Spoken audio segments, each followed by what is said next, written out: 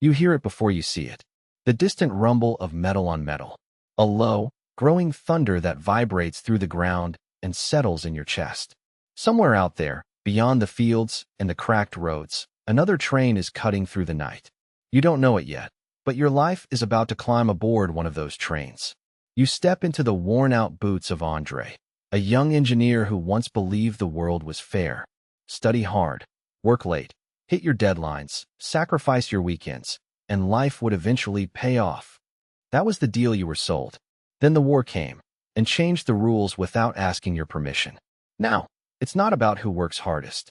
It's about who signs the right contract, who stands closest to power, who can pretend not to see what's really happening, as long as the paycheck lands on time.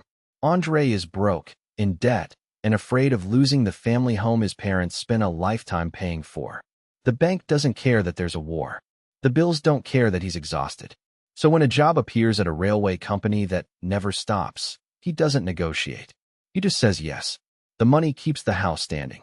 But it doesn't quiet his mind. Because out on the tracks, things don't add up. Sealed wagons. Night schedules. No explanations. His boss talks about profit, efficiency, expansion. Never about what's inside the wagons. Never about where the trains are actually going. And yet, every week, the company grows richer. The country grows poorer. And André feels a knot forming in his chest. You felt a version of that knot too, haven't you? That sense that you're working, hustling, doing everything right, and still something is off. That maybe the game you're playing wasn't designed for you to win. In this story, you'll travel with André from blind obedience to uncomfortable clarity, and then to a different kind of power. His tools are engineering and numbers. Yours might be different, but the battlefield? That's the same. Money, security, control. Before we dive in, tell me, have you ever felt like your finances were at war with your life? If this resonates, stay with me.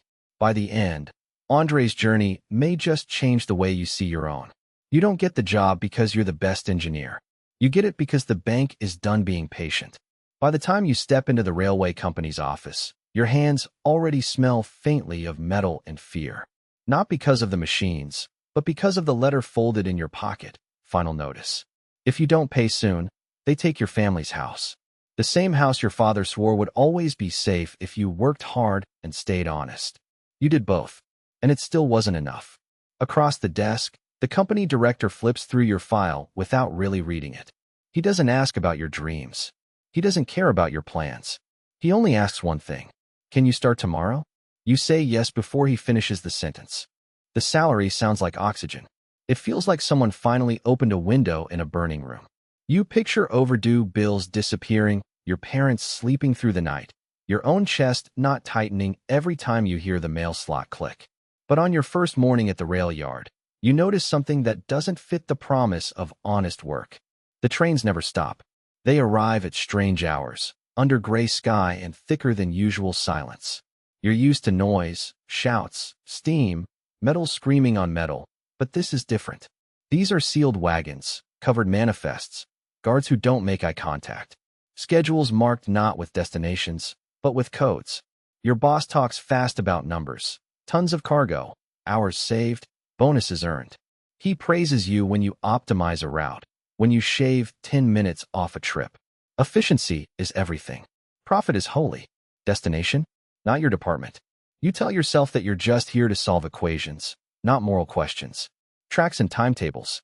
Steel and steam. You're not in charge. You're just surviving. Still, a quiet unease sits in your stomach like a stone. Because deep down you recognize the pattern. The more desperate you are, the easier it is for someone to hire your silence. If you were in André's place, would you have taken that job too? And between you and me, how much of your work today is driven by purpose? And how much by fear of the next bill? If you want to keep following André's journey and quietly rethink your own money story along the way, stick with me for the next chapter. You show up on your first official day at the railway company with a mix of relief and unease twisting in your stomach. The relief is easy to name. A signed contract, a real paycheck, one more month where the bank won't be knocking on your family's door. The unease, that one doesn't fit so neatly into words. You walk the platform, clipboard in hand, trying to memorize procedures, schedules, codes. Your new boss, her Koenig, talks fast, and looks past you, as if you're just another piece of machinery he needs to get running. Your job is simple, he says. We move what the Reich needs, when it needs it. You keep the numbers tight. Efficiency. No delays. That's how we win this war. And our bonuses. He smiles at the word bonuses. You notice he never mentions people. Only cargo, tonnage, timetables.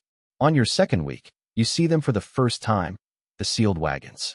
They're different. No windows, heavy locks, extra guards. The official documents call them special cargo. You're told not to ask questions, just to verify the loads, sign the forms, and make sure the trains leave on time. So you do what you were hired to do. You calculate. You optimize. You fix bottlenecks in the yard so more trains can pass through faster. Every improvement earns you a nod from Koenig and eventually, a raise that feels like a lifeline. At home, the mood changes. Your wife stops counting coins quite so often. Your parents sleep a little easier. There's bread on the table and coal for the stove. You tell yourself this is what matters. You're doing what any rational person would do in a war, survive. But the numbers won't leave you alone. You notice patterns. Routes that never bring anything back. Shipments logged only as initials and codes. Extra payments tied to priority trains that no one explains. Part of you knows you should look away. Another part of you, the engineer, the man who believes numbers tell the truth, can't. Tell me, have you ever felt that same tension in your own life? That quiet voice that says, something's off here, while the paycheck tells you to shut up and be grateful? If this question hits a nerve, stay with me. In the next part of Andre's journey, you'll see what happens when he finally dares to follow the numbers all the way to their uncomfortable conclusion, and what that has to do with the way you handle money today. You wake up the next morning determined to treat it like any other workday. Numbers, schedules, steel and steam. If you can just keep your focus there, maybe your conscience will quiet down. At the office, you bury yourself in timetables. You follow the routes with your pencil, line by line. Coal, wheat, machinery, and then those other codes again. The ones that appeared after the accident. Same origin, same destination, over and over. No description. Just weight, date, and profit. On paper, it's all very clean. When your boss calls you in, he's in a good mood. The kind of good mood that smells like money. Excellent work on the new optimization, André, he says, tapping a sheet full of your calculations. We're increasing capacity by 12%. That's not just efficiency, that's power. You nod, but that word sticks, power. He talks about how the company is now too important to fail. Contracts with both the Army and private suppliers. Priority on fuel. Access to information no one else sees. Then he looks at you and says the line that finally lands like a punch. You understand it, don't you? In war, whoever moves the cargo controls the future. We're not victims of this war, André. We're winners. You walk out with a stomach full of lead. That night, alone in your small apartment, you spread the documents across the table. You stop seeing trains. You start seeing patterns. Money flowing here, shortages there. Profits rising exactly where people are most desperate. And then the worst realization hits. This isn't chaos. It's design. Someone built this system. Someone calculated that hunger, fear, and displacement are not just consequences of war. They're profitable. You run your finger down a column of numbers, and for the first time, you see your own reflection in them. Your debt, your late payments, your dependence on this one contract. Different war, same trap. Those who control the flow decide who stays comfortable and who stays scared. Have you ever felt that in your own life? Like you're just being pushed from invoice to invoice, never holding the controls? If this is resonating, stay with Andre's journey. In the next chapter, you'll see how he starts using the very system that trapped him to carve out an exit, and how you can begin doing the same with your money, long before the next war hits your door. You stand at your desk, papers spread out like battlefield maps. For weeks, something has been bothering you. The fuel reports don't line up with the delivery receipts. The coal that's in transit never seems to fully arrive. And yet, the invoices are always paid in full. No delays. No questions. You tell yourself it's just the fog of war. Accounting errors. Miscommunication. But that little engineer in your head, the one who believes numbers don't lie, keeps whispering, something's off. One night, long after most workers have gone home, you're still there, tracing routes and timetables with a blunt pencil. You decide to compare two contracts. one for industrial material, another for special cargo. Same origin, same destination, same schedule, but the special cargo pays 3 times more. The problem? According to the official consumption charts, that factory doesn't need that much material. Not even close. You lean back and stare at the ceiling. If the numbers are right, then the story they tell can't be. The next day, a minor accident on the line damages one of the sealed wagons. You're sent to inspect the structural integrity. Protocol, they say. Just a formality. The seal on the door is broken. You don't see inside. You're not supposed to. But wedged in the metal frame, you find something. A crumpled sheet of paper, stamped, coded, almost unreadable. Almost. You slip it into your pocket.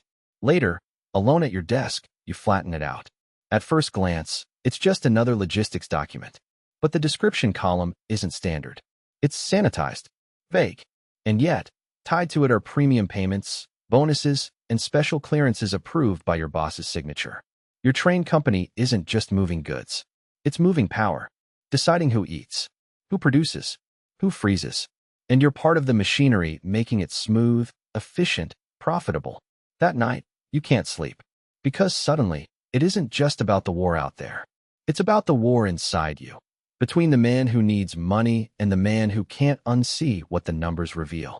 Tell me, have you ever looked at your own bank statement and felt something similar? Like the numbers were quietly telling a story you didn't want to face? If this is resonating with you, stay with Andre's journey. In the next chapter, you'll see how he begins to use the very system that traps him to break free. You're back in Andre's office on a gray afternoon, rain tapping the window like an impatient auditor. On the desk, the folder from the accident. Its papers are spread out like a crime scene. Tables, codes, signatures. At first, it's just numbers. But as you look closer, with Andre's eyes, you start to see the pattern.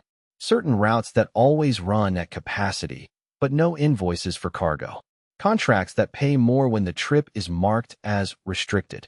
Columns of expenses that never detail what is being transported, only that it's strategic. And then it hits. This isn't just sloppy bookkeeping. It's a design. The company gets richer the more opaque the shipments become. The less anyone asks questions, the more money flows. Not despite the suffering attached to those trains, but because of it. Andre leans back in his chair, feeling that cold, hollow sensation you get when the truth finally lines up with your suspicions. All this time he thought the railway was just a neutral machine. Steel, steam, schedules. A job that paid the bills. Now he sees it for what it is. A system built to keep power moving in one direction and risk in another. And whether you like it or not, your money life works a lot like that. If you map your month, what do your trains look like? Salary in, bills out, debt payments, subscriptions you forgot, tiny costs that add up. Who's really profiting from the way your money moves? Because there's a hard truth in Andre's discovery. Systems don't have to be evil to trap you. They just have to be designed by someone else, for their benefit, not yours. Andre realizes he has a choice. Keep his head down and let the trains run. Or risk stability to confront the system that feeds him. You face that choice too, quietly, every month. Are you running on tracks someone else laid for you? Or are you starting to design your own? If this story is making you look a little differently at your bank statement, save this episode, hit that like, and tell me in the comments. Where do you feel most trapped in your financial routine right now? In the next chapter, you'll see how Andre starts changing the system without blowing up his entire life. The day Andre finally spoke up, he didn't do it in a heroic speech. He started with numbers. He walked into his boss's office with spreadsheets, diagrams, and projections. Not about ethics, about risk, profit, long-term collapse. He knew that in a world built on contracts, the only language that mattered in that room was cost. He had mapped the company's dependence on a single kind of cargo, the tightening noose of regulation, the silent hostility growing among the workers. He projected what would happen if just one line went down, if one key supplier pulled out, if one contract disappeared. 3 months until cash flow crisis. 6 months until layoffs. 12 until bankruptcy. For the first time, the boss went quiet. Because underneath the moral horror, there was another uncomfortable truth Andre had uncovered. The company was rich, but not safe. Profitable, but fragile. It looked powerful, but it lived month to month, contract to contract. exactly like André had, just at a bigger scale. And that's when it hits you. You've been running your life like that company. Maybe your sealed wagons aren't trains. They're credit cards you don't fully open. A lifestyle that only works as long as your current job holds. A savings account that exists in theory, but not in numbers. You move money, you move time, you move energy, but you don't fully see where it's all going. You just hope the next deposit arrives before the next bill does. That day, André doesn't magically become a hero. He simply decides, no more blind routes. He starts building buffers, reserves of information, of money, of choices. He refuses deals that look profitable but make him fragile. He helps other workers quietly do the same. Step by step, he stops living from contract to contract and starts designing a system that can survive bad months, bad bosses, even bad wars. Now pause, just for a second. Where in your money life are you still trusting the schedule instead of reading the tracks? If this story is stirring something in you, stay with it. In the next part, you'll see how André's final choice becomes a blueprint, a practical map you can adapt to your own financial war starting today. When you finally step off André's platform, the war is still there. The trains still run. The noise of the tracks doesn't stop just because one engineer woke up. But something has shifted for him and now for you. Because André's real victory was not stopping the trains. It was refusing to let other people's contracts decide his life. He learned that if you don't understand the system that feeds you, it will quietly feed on you. Month after month, debt after debt, just this once after just this once. He thought engineering was about rails and steel. It turned out to be about choices and consequences, about understanding where the tracks actually lead before you step on board. You live in a different war, but the weapons look familiar. Overdue bills, limited time, offers, zero down payments, contracts you sign without reading because you need it now. The names changed. The logic didn't.